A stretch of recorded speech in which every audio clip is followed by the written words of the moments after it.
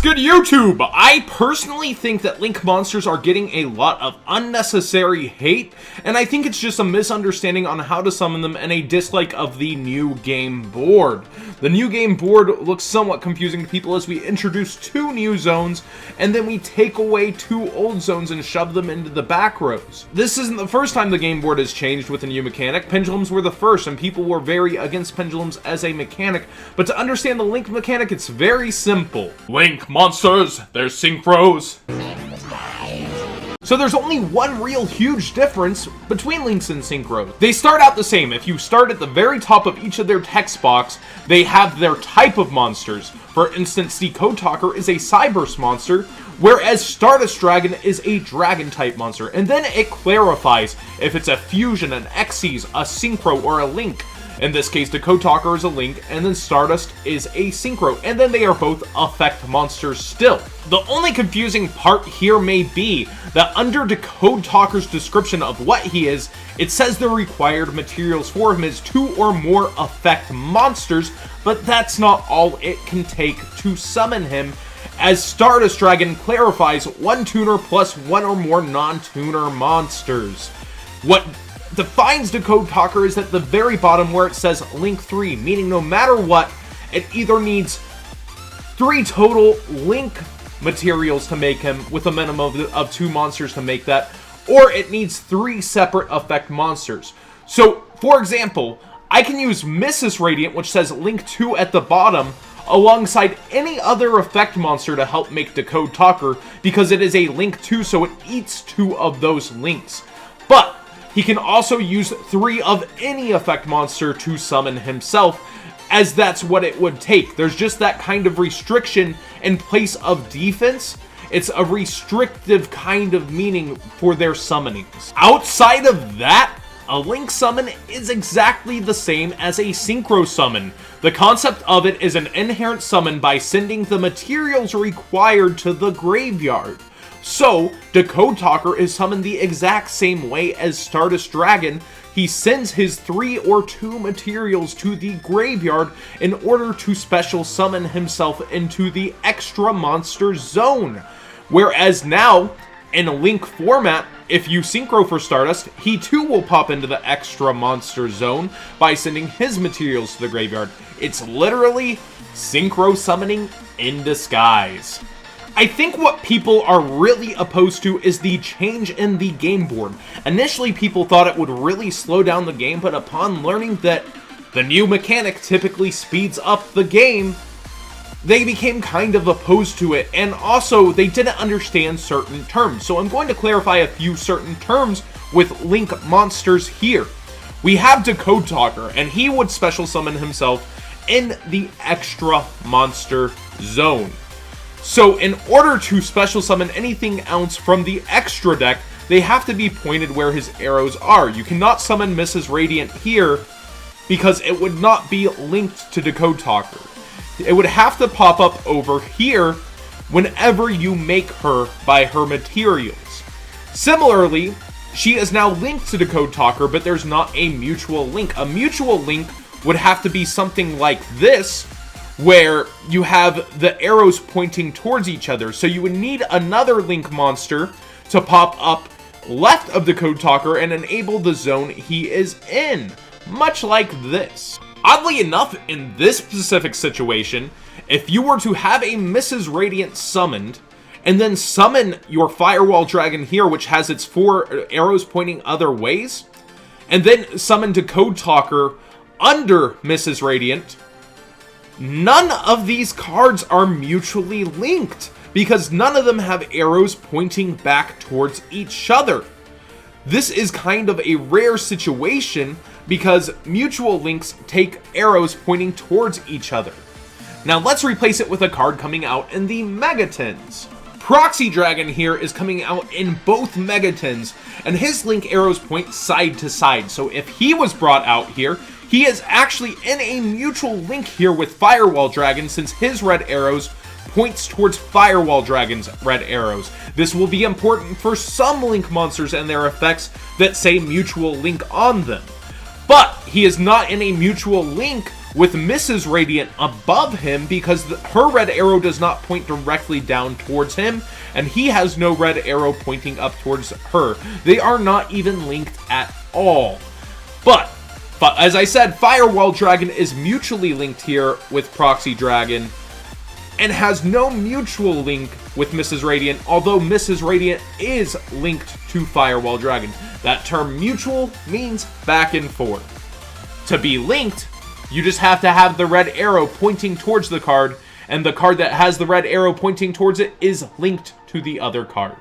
Now, there is one technical use within the game mechanics for mutual links. If you have monsters mutually linked all the way across to your opponent's extra monster zone, because once you have yours, your opponent's becomes the other, you can actually take your opponent's extra monster zone.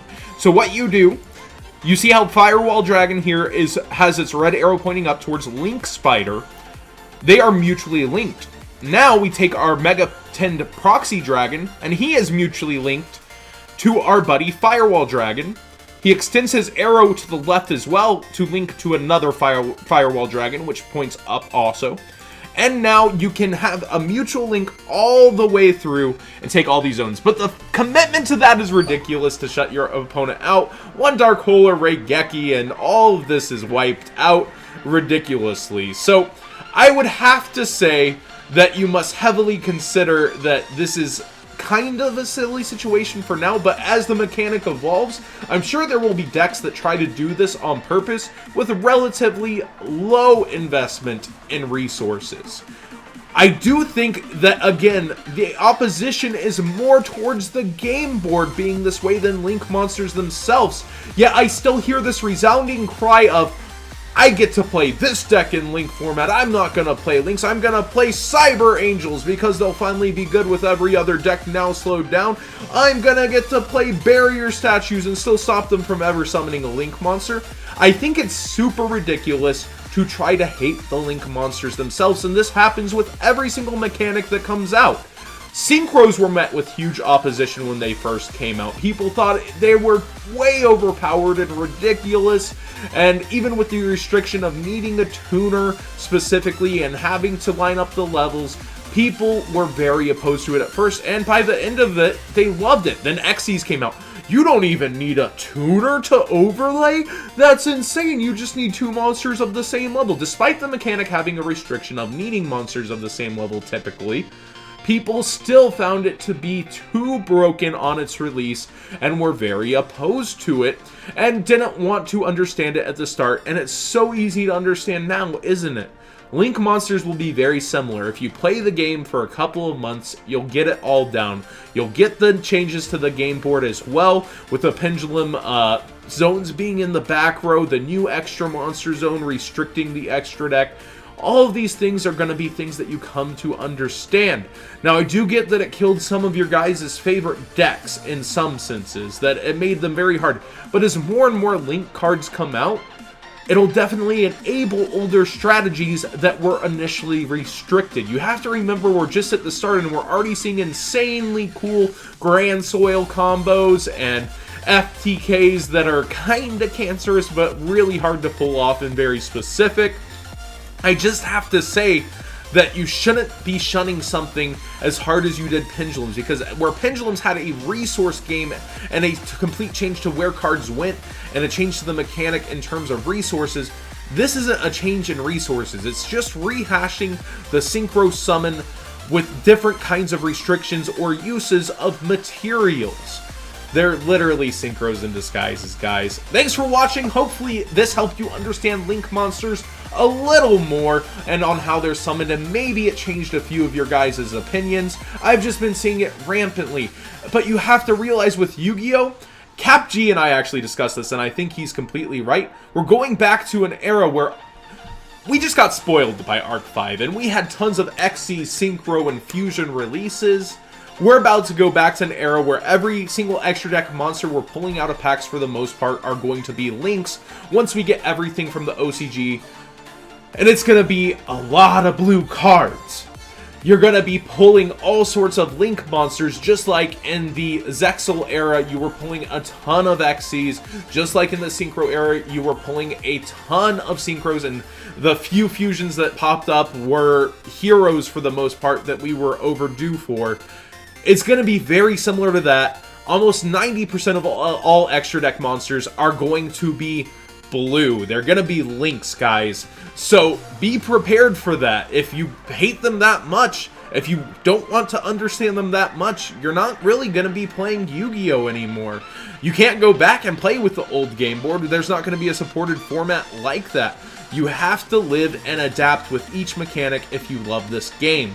And I think the anime is going to be awesome. I think this is going to be awesome. And the one thing that really could change, like shake this up a lot, would be TCG exclusive sets. Stay woke, boys, stay woke. The TCG exclusive sets that we got during the Pendulum era, such as Cosmos and Burning Abyss, actually had nothing to do with the Pendulum era itself, which was really cool. So we could see some different kind of mechanic like Xyz and Synchro formats come from TCG exclusives that would be very cool to interact with Link monsters, or we could even get exclusive Link archetypes. It just really depends. Most of our exclusive archetypes seem to avoid the extra deck, such as Cosmos don't really go into the extra deck or have an extra deck monster. Same with Spirals, same with UAs.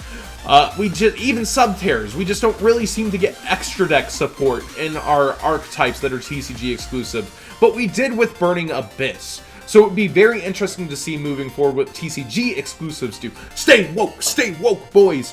But seriously, I think about 90% plus of all extra deck monsters past January, past what we get that's due to us from the OCG, will be Links. Thanks for watching, guys.